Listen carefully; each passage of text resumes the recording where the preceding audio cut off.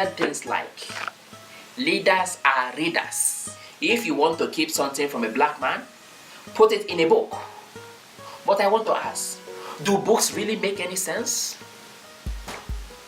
I'm talking self-help books now. I've read a lot of them and found out that many of them don't answer the questions they promise to answer. For instance, have you ever read a book entitled How to Become a Millionaire and Become a Millionaire? If you have, call me. Thankfully, there are lots of great books out there, and that's what this is about. Today I'll be sharing my top 3 self-help books, those books that have made the greatest impact on my life.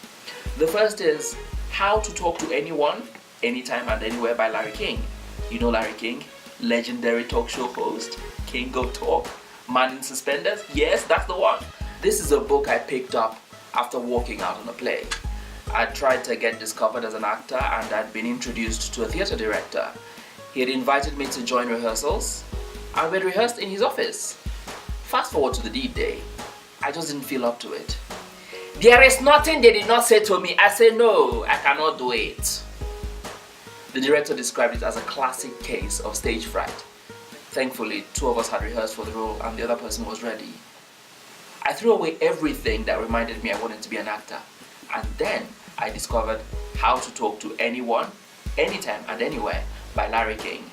This book offers lots of great insights on public speaking, but what made the greatest impact on me was his personal story, particularly his mistakes or his bloppers, as he put them.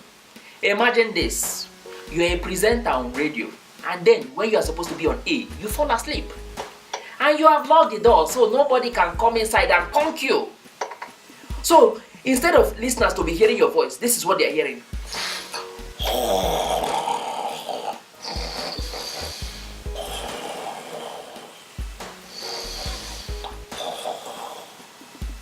And he still became so successful.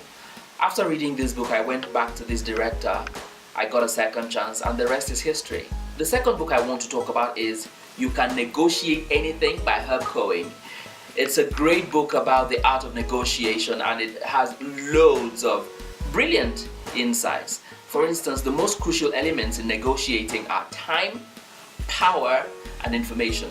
The more of these 3 things you have, the better your position at that table. But perhaps the most important thing I've had to take from this book is in page 21, where the author says, it was not placed there by the big printer in the sky.